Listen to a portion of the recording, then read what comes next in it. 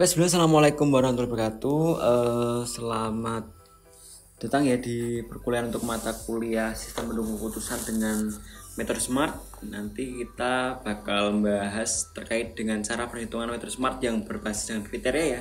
Teman-teman, kemarin kita udah sempat bahas SMART itu gimana. Sekarang kita mau bahas terkait dengan SMART itu dipisahkan. Jadi ada kriteria yang untuk benefit sama yang kriteria cost gitu. Dua kriteria itu berbeda dan kita bakal bahas satu persatu dulu ya. Oke, ini ada RPS-nya yang kita jadikan acuan ya untuk yang pertemuan kelima ini kelima yang versi kedua dari yang minggu kemarin. Karena kemarin kan kita udah bahas SMART tuh perkenalan. Nah, sekarang kita bahas ke perhitungannya. Nah, di sini tuh ada teman-teman ingat ya kemarin saya membahas terkait dengan kriteria ya untuk kemarin yang saya gunakan untuk penugasan dan sebagainya itu kita area ke situ ya. Ada 5 kriteria yang saya pakai, ada kualitas produk, ada ketersediaan produk, harga produk, layanan pelanggan dan lokasi. Nah, teman-teman gini misal saya pakai coret-coretan di sini ya. Di sini untuk kualitas produk, itu kualitas produk itu kalau menurut teman-teman semakin tinggi atau semakin rendah itu lebih baik. Nah, teman-teman masih ada pikiran di situ. Tentu ya kalau kita bicara tentang kualitas produk, kita bahasnya tentang kalau kualitas produk semakin tinggi semakin baik dong, setuju. Kurang lebih kayak gitu. Ketersediaan produk juga sama, semakin tinggi semakin baik. Dan untuk layanan pelanggan juga dia semakin gede atau semakin tinggi rating dari layanan pelanggan juga pasti kan semakin baik gitu. Kalau lokasi dia gak sama dengan harga gitu. Nah, gini teman-teman. Di bagian harga itu ada perbedaan. Jadi misal gini teman-teman. Misalnya saya punya mau beli baju lebaran gitu, dan ketika mau beli baju lebaran itu saya ada pertimbangan gitu. Dulu dengan harga yang sama, kualitas yang sama gitu. Sebelum ada diskon karena ada lebaran, itu bajunya dengan kualitas dan harga yang sama ya, itu 100.000 harganya gitu. Dan setelah ada diskon lebaran karena toko ini juga melakukan diskon besar-besaran itu, ada promo dan sebagainya, itu didiskon menjadi 60.000 harga per satuannya, yang awal dari 100 jadi 60.000. Teman-teman pilih yang mana? Tentunya milih yang 60.000 ya, dengan harga yang sama, dengan kualitas yang sama, dengan warna atau barang yang sama, itu mendapat harga yang lebih murah. Nah, kayak gitu. Jadi untuk bagian harga itu dia lebih rendah lebih baik. Nah, jadi perbedaan di situ. Yang untuk perbedaan kriteria tuh arahnya di situ. Jadi nanti gini, ketika teman-teman tuh ngajunya semakin tinggi semakin baik, dia dimaksud dengan kriteria yang benefit. Dan kalau untuk kriteria yang di atas semakin rendah semakin baik, dia dianggap sebagai kriteria yang cost. Jadi berbeda ya teman-teman ya. Nah, di sini saya ada contoh studi kasus. Di sini ada pengusaha bernama Ahmad yang dia itu pengen membangun usaha yang disesuaikan dengan kondisi dan keahliannya gitu. Di sini ada pertimbangan dari Ahmad tuh ada 3 kriteria. Ada 3 alternatif, yaitu ada produksi makanan, jasa konsultasi IT, dan toko pakaian. Yang ketiga contoh ini dia itu mau diukur dengan metode SMART. Makanya di sini saya ada note juga bahwa nanti akan disesuaikan dengan cost atau benefit dari kriteria yang digunakan. Nah, di sini ada kriteria. Teman-teman kemarin pakai kriteria itu ada skalanya 0 sampai 100 ini. Jadi misalnya ada penilaian itu ya nilainya mungkin 90, 80, 70. Nah, semua itu notabene enak kalau dipandang gitu. Dan kalau ini itu ada masing-masing kriteria, ada yang untuk potensi pasar, ada keahlian dan pengalaman, ada harga, yang masing-masingnya itu punya kriteria yang beda-beda gitu. Contoh di sini untuk potensi pasar itu ada kriteria untuk yang kurang mendukung, cukup mendukung, dan sangat mendukung. Dan untuk keahlian dan pengalaman itu memiliki parameter, yaitu ada junior, intermediate, dan senior. Dan masing-masing ini nilainya beda. Makanya di sini saya bantu untuk leveling. Jadi saya udah sekalian kasih value gitu. Untuk yang kurang mendukung itu nilainya 1, yang cukup mendukung nilainya 2, yang mendukung itu nilainya 3, yang sangat mendukung nilainya 4. Begitupun juga dengan keahlian dan pengalaman itu untuk yang parameternya itu ada junior itu nilainya 1, intermediate nilainya 2, dan senior itu dia nilainya udah 3. Dan harga ini adalah contoh di sini teman-teman bisa lihat ya, untuk yang rendah itu nilainya 100, yang cukup rendah nilainya sekian, bla bla sebagainya. Untuk yang rendah malah untuk harga ini nilainya tinggi, beda sama yang kriteria yang lain. Jadi memang kalau harga ini dia masuknya nanti yang cost ya teman-teman ya. Sorry, ini harusnya ada kriteria yang keempat, adalah potensi pasar ya, persaingan, yang nanti dia itu bakal masuk ke kriteria yang cost juga. Nah, ini bisa teman-teman lihat ya di sini ya. Ada kode kriteria 1 sampai 4 dan masing-masing nama kriteria, jenis kriteria dan nilai bobotnya. Teman-teman juga bisa lihat ya di sini ada jenis kriteria itu, ada yang kok ada benefitnya, kok ada costnya. Nah itu. Jadi nanti terkait dengan ini teman-teman itu memang kalau untuk soal bobot sama kriteria itu kita set, oh dia benefit, oh dia itu bobotnya sekian dan sebagainya itu, karena buat pemerataan ketika kita nanti bahas gitu enak, karena kita nyocokinnya juga seucap sekata, jadi sama gitu. Tapi nek nanti teman-teman berkecimpung di SPK asli atau ketika ketemu di kasus terkait dengan kriteria ini A, B, C, sebagainya, kalian wajib menentukan sendiri ya terkait pembobotan dan sebagainya gitu. Karena sekali lagi bobot dalam SPK itu dia preferensi dari si pengguna sistemnya. Terus juga di sini teman-teman bisa lihat ya, memang sudah saya bantu untuk konversi. Contoh untuk produksi makanan di sini kan nilai 3 untuk yang potensi pasar ya. Itu karena didapat dari nilainya adalah cukup mendukung. Jadi dia dikonversi, oh cukup mendukung berarti nilai 3 nih. Acuannya dari mana? Dari ini, acuannya dari sini. Nah, makanya didapat nilai yang ini.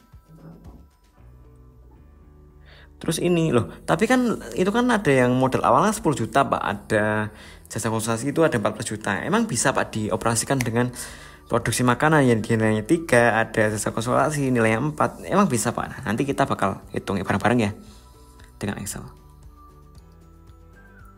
Nah ini rumusnya untuk yang benefit itu dia, kemarin teman-teman udah nyoba ngaplikasikan ya, untuk penggunaannya itu dia kemarin semua saya ratakan menggunakan rumus yang cost. Nah, sekarang kita bakal campur ya teman-teman ya untuk cost dan benefit. Jadi nanti kita bakal ini. Kalau untuk yang benefit dia nilai adalah pakai rumus C out dikurangi C min dibagi C max kurangi C min dikali dengan 100%.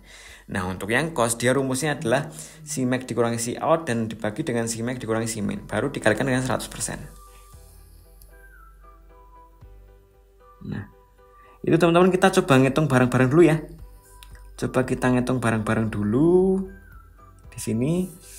Nah, di sini teman-teman bisa lihat ya. Mohon maaf, di sini ada tabel-tabel gitu. Di sini saya ada tabel yang pertama itu tadi sesuai dengan yang di depan tadi ya. Kalau teman-teman kayak gini, itu langsung aja dikonversikan teman-teman. Di sini saya juga udah bantu dengan kasih warna juga. Contoh saya mau ngitung yang kriteria 1 alternatif yang pertama. Dia benefitnya cost ini ya teman-teman ya. Di 2 ini dia benefitnya ini benefit gitu, dan yang bawah ini cost. Jadi ya, karena dia benefit kita pakai rumus yang benefit ya ini teman-teman ya. Sama dengan C out, C outnya mana? C outnya yang ini teman-teman. Nih ini dikurangi dengan C min dibagi dengan C max dikurangi dengan C min dikali dengan 100 per 100% ya. Hasilnya kayak gini. Paham ya teman-teman ya? Kalau kita ngitung yang A2 gimana? Sama. C out-nya yang ini, C out dikurangi C min dibagi dengan C max dikurangi dengan C min baru dikalikan dengan 100%. Atau sebenarnya 100%-nya nggak usah dikalikan sih, harusnya kan gini.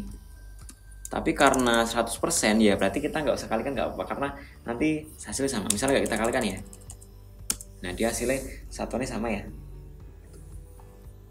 sama kok. Kalau sini tadi kita ubah nggak tak kasih, ini juga aman kok nih, sama hasilnya. Tak hapus ya, tuh hasilnya sama, jadi nggak perlu dikalikan, nggak apa. Terus baru sini nanti kita ngitung yang si out dari ini 1 kurangi dengan C min dibagi dengan C max dikurangi dengan C min gitu. Nah hasilnya gitu. Baru nanti kalau ngitung yang lain juga sama, nanti kita bakal ngitung dengan cara C outnya ini C out dikurangi dengan C min dibagi dengan C max dikurangi dengan C min sama. Nah nanti seterusnya teman-teman ngitung ya, saya tak urus dulu ya biar nanti ini juga saya ngitungnya enak. absolut, enter.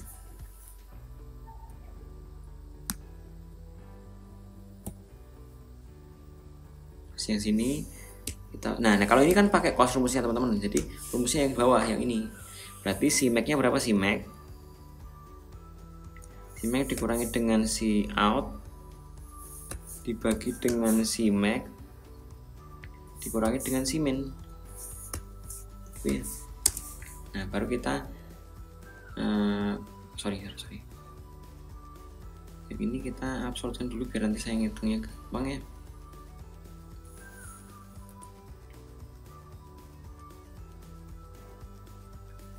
Bentar, kita tinggal operasikan aja.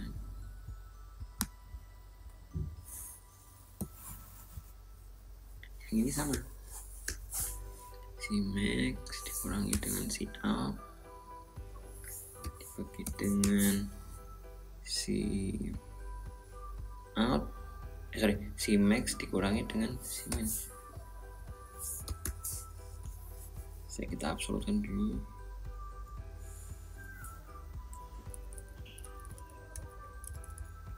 Enter. Nah baru kita operasikan ke samping. Nah makanya kita dapat nilai ini teman-teman. Nah setelah ini gimana? Setelah ini kita kalikan bobotnya.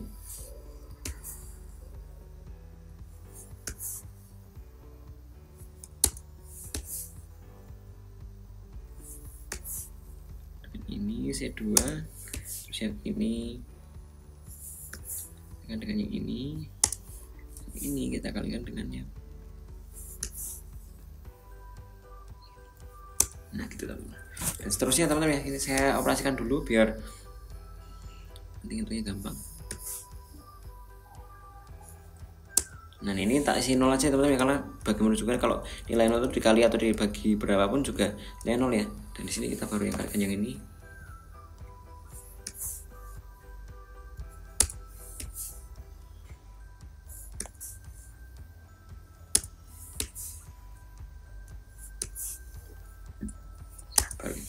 Setelah itu kita total sini ada rankingnya teman-teman. Oh berarti nilai yang pertama yang paling tinggi adalah yang ini masuk yang kedua, rankingnya yang 3. Dan kita simpulkan di sini, jadi Ahmad direkomendasikan untuk memilih alternatif. Nah ini tadi yang satu dia kan makanan ya, makanan, terus yang ini tadi IT, terus yang ini pakaian. Baik teman, jadi Ahmad direkomendasikan untuk memilih alternatif secara berurutan, yaitu produksi makan, pakaian, dan baru konsultasi IT. Nah ini adalah rekomendasi yang kita berikan kepada si pengguna SPK itu. Nah hasilnya adalah kayak gini nanti teman-teman, kesimpulan dari SPK itu. Jadi paham ya teman-teman ya untuk yang pembahasan materi ini ya. Baru nanti teman-teman tak minta untuk nyoba itu ke dalam bentuk penugasan. Ini ada yoga ya, yoga pengen memilih laptop gitu, terus ada sama pakai cost dan benefit kriterianya, terus ini ada masing-masing kriteria yang disertai dengan parameter ya. Saya bantu juga, nanti silahkan dikonversikan. Terus ini ada jenis kriteria bobotnya. Terus ada juga ini masing-masing dari apa ya? Masing-masing dari nilainya silahkan dikonversikan. Misal contoh I5 poinnya berapa I5? I5 berarti 3. Oh berarti di sini ditulis 3. Yang I5 diganti dengan angka 3 dan seterusnya gitu. Nah paling itu teman-teman, nanti silahkan dipahami ya. Nanti Mas Temang kalau ada pertanyaan silahkan tanyakan di grup atau japri, nggak apa. Mungkin bahasan terkait dengan SPK perhitungan smart menggunakan kriteria benefit dan cost itu kurang lebih kayak gitu teman-teman. Ada pertanyaan nanti saya tunggu. Mungkin itu dulu, semoga ilmu bermanfaat. Sekian dari saya, wassalamualaikum warahmatullahi wabarakatuh. Sampai jumpa di next video, dadah.